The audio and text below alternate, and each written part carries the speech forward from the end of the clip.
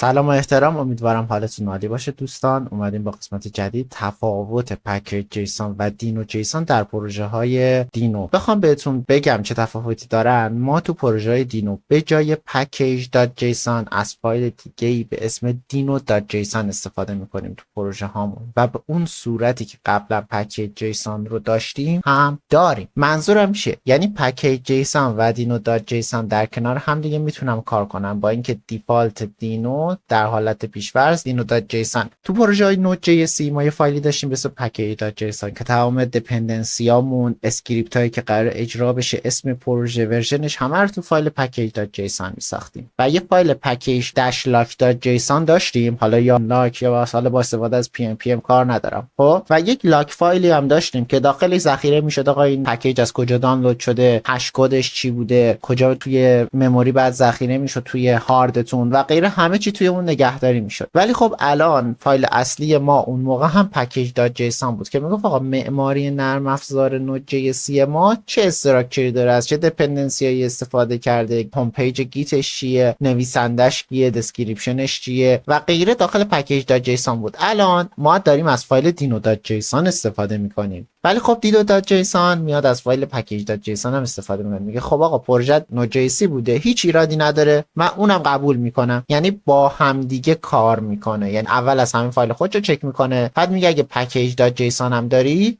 پشتیبانی میکنم. و بیلت اینه یا اون ساختار داخلی خود نود جی اس، خب ما میدونیم نود جی اس ساختار داخلیش با دینو متفاوته. میگه آقا یا خانم داری از یه سری چیزایی استفاده میکنی تو نود جی اس که مربوط به خودشه، خب من احتمال زیاد اونا رو ندارم دیگه، ایرادی نداره، من ساختار داخلی خود نود جی اس هم برات اجرا میکنم و به این ترتیبه که میتونه با نود جی اس انقدر مچ و هماهنگ بشه. یه نکته بگم بچه‌ها، یه فایلی داریم به پسمندی به اسم جیسون سی. جیسون کامنت با 2 تا اسلش کامنت هم تو خودش ساپورت میکنه. خب میایم پایین تر، پکیج جیسون ساپورت میکنه. راجع به دپندنسی بچه، دپندنسی توی دینو با استفاده از کلمه ایمپورتس، با اون طرف دپندنسی داشتیم داخل پکیج دات جیسون، اینجا ایمپورتس داریم. البته این نکته هم بگم، ما تو پکیج دات جیسون هم ایمپورتس داریم که تقریبا یه ساختاری شبیه به همین داره. توی این قسمت ما مثلا از یه استاندارد پکیج میخوایم استفاده کنیم. اینجا رو ببینید آدرسشو کامل نوشته، برعکس پروژه های نود جی سی که ما وقتی میخواستیم یه دپندنسی رو بنویسیم اسم پکیج میومد این طرف و ورژنش میخورد جلوش. یه لحظه بچا من ویدیو رو پاس کنم که براتون یک اگزمپل بیارم. خب این فایل رو نگاه کنید، ما اینجا نیم داریم، ورژن داریم، این قسمت دپندنسیز رو کار داریم. نگاه کنید اسم پکیج و ورژنش. ولی اگه برگردیم رو همون مثال، همونطوری که شما دارین میبینین اسم پکیج رو نوشته، ورژنش هم همین طرف نوشته و مرجع دانلودش، حالا اون رجیستری مرجع JSR رو خب میشناسه دیگه، مرجع دانلود رو هم نوشته. تو پایینی نگاه کنید اسم پکیج چاک، ورژن 5 و مرجعش از npm. این طرف پس چیه؟ قسمت سمت چپ ما که همه چی رو داریم تو قسمت سمت راست می نویسیم، بس قسمت سمت چپ چیه؟ قسمت سمت چپ اسم مستعاریه که شما میتونید داخل کد هاتون ازش استفاده کنید. ببینید اینجا @std/assert اومده، اینجا از اون استفاده کرد. یعنی من اگه اینجا بنویسم ASD، اینجا هم باید بنویسم ASD. یعنی من با ورژن کار ندارم. شما اینجا میتونید از یک پکیج 10 تا ورژن مختلفش رو همزمان استفاده کنید و هیچ مشکلی پیش نمیاره. پس بگم این یه فیچر خیلی بزرگیه که دینو داره. شما میتونید از 50 ورژن مختلف یه پکیج استفاده کنیم و با هم کانفلیکت نمیخوره. شما فقط اسم استفادهش رو مشخص میکنید. مثلا تو این قسمت نوشته شما همچنین میتونید از پکیج جیسون استفاده کنید و دپندنسی های متفاوتی رو داخلش نگه دارید. حالا اینجا اومده چیزم کرده اکسپرس اتزای ورژن 1. اوکی، این تریکای ریز و کوچیکو تو خودش داره دیگه، که مثلا این ورم میتونید همون تریک بالا رو مثل ایمپورت بزنید، برعکسی که ما توی حالت قبلی، حالت دیفالت نود، اگه برگردم این طرف شما نگاه کنید، ما اینجا ننوشتیم اکسپرس اتزای، ولی اینجا نوشته اکسپرس اتزای که بتونه ورژن های مختلف هم حتی اونجا بنویسه. کاستوم پس مپینگ. بچه اگه تایپ اسکریپت کار کرده باشید، ما یه پث داریم که به ما چه کمکی میکنه که بیایم آقا مثلا وسط کد تایپ اسکریپتیمون، مثلا اینجا من وقتی میخوام ایمپورت کنم بزنم @، اسلش. کسایی که فرانت کار کردن تقریبا با این قضیه زیاد رسیدن که به چی اشاره میکنه؟ به روت پروژه من. زمانی که دایرکتوری زیاد تو همه از این روش خیلی استفاده میکنیم. اینا رو که الان دارم اینجوری توضیح میدم و باز نمیکنم، تو پروژه استفاده میکنیم و کاربرداش رو میبینیم. مثلا میگه آقا هر جا من کلمه فرو نوشتم، یعنی دارم به فلان فایل اشاره میکنم، هر جا من کلمه بار اسلش رو نوشتم به بعدش، یعنی از این پوشه به بعد. خیلی کمک کننده است، خیلی زیاد. نگاه کنید، فور رو زده داره، یعنی این فایل رو برای من ایمپورت کن، بار اسلش فایل تی اس، یعنی فایل تی اس انتهای این اضافه کن ایمپورتش کن که کار ساده تر بشه. خب گفته اسلش به معنی نقطه اسلش، نقطه اسلش هم به معنی نقطه اسلشه. ابسولوت ایمپورت و مثالای مختلفی اینجا گذاشته که بتونید ببینید. آها، بحث تاسکس بچه. تاسک حکم همون اسکریپتس رو توی package.json داره. اگر نگاه کنید اینجا میبینید دستور استارت با دستور دیو و بیلد این طرف میتونن توی یک راستا قرار بگیرن. قطعا دینو بحث تاسکسش خیلی پیشرفته تره که بعد براتون باز میکنم تو آپدیت جدیدی که تو همین ورژن داده، اشتباه نکنم اضافه کرده، که شما اصلا میتونید اینو خیلی کاستومایز کنید. ولی این ور دیگه ما خیلی ساده بود، اسم اسکریپت و این ورم دستوری که باید اجرا بشه ویده. ولی این ور ما حالا مثلا بحث پرمیشن ها رو مشخص کرده و حالا فایلی که قراره اجرا بشه. بعد اینو تست دستش الونت و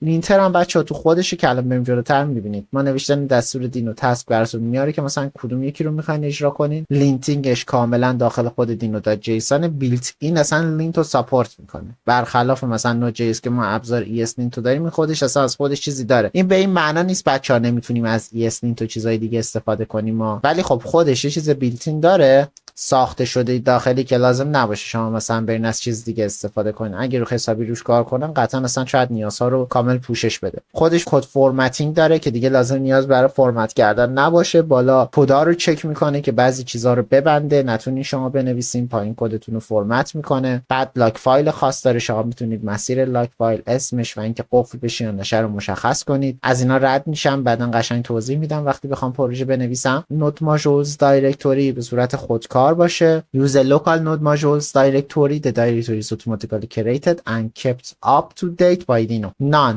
Don't use a local node modules directory. داستان چیه بچه ها؟ تو پروژه دینوی اکثرا شما نمیبینید پوشه نود ماژولز رو. ممکنه بعضی جاها دینو اینستال بزنید نود ماژول ساخته بشه، بعضی جاها نزنید، بعضی جاها هم بزنید ساخته نشه. با توجه به پکیجی که دارید استفاده میکنید و اصلا فایل پکیج تا جیسون دارید یا ندارید، ممکنه پوشه نود ماژولز برای شما ساخته شود یا نشود و دیفالت رو اوتوه. میتونید تنظیمات پوشه نود ماژولز رو داخل خودش و روش بروز نگه داشتن پکیجاشو مشخص کنید. اوکی، مثلا پروژه هایی که خیلی نود جی اس ان در سطح لایه‌های عمیق وقتی می‌خواید با دینو اجراشون کنید، مثلا می‌بینید آقا پوشه نود ماژولز رو میسازه، ولی کلا ساختار ایجاد پروژه‌های نود ماژولزش با نود ماژولز عادی متفاوته. اگر بخواید آپشن‌های کامپایلر رو هم عوض کنید، از تو خودش عوض میشه. حالا وقتی بخوایم پس‌ها رو بزنیم و اینا، وقتی بخوایم دکوریتور استفاده کنم تو پروژه ها، بهتون توضیح میدم که چجوری میتونیم این کار رو انجام بدیم. بحث استفاده از آنستیبل فیچرز، فیچرهایی که هنوز تو خودش به گذاشتن، مثلا استفاده از کارت گرافیک که برای وب جی پی یو یا مثلا کسایی که پروژه مثل فیگما میخوام بسازن خیلی دیر ساختیه. بحث کرون جاب، کی ولیو دیتابیس خودش که حالا هم کلود داره، هم قابلیت نصب رو سرورهای انحصاری رو داره که وصل بشیم استفاده کنیم. اکس کلود کردن، این کلود کردن یه پوشه برای لینت کردن. FMT یا به اصطلاح بحث فرمتینگشه، کدوم قسمت‌ها رو نمی‌خوایم فرمت کنه.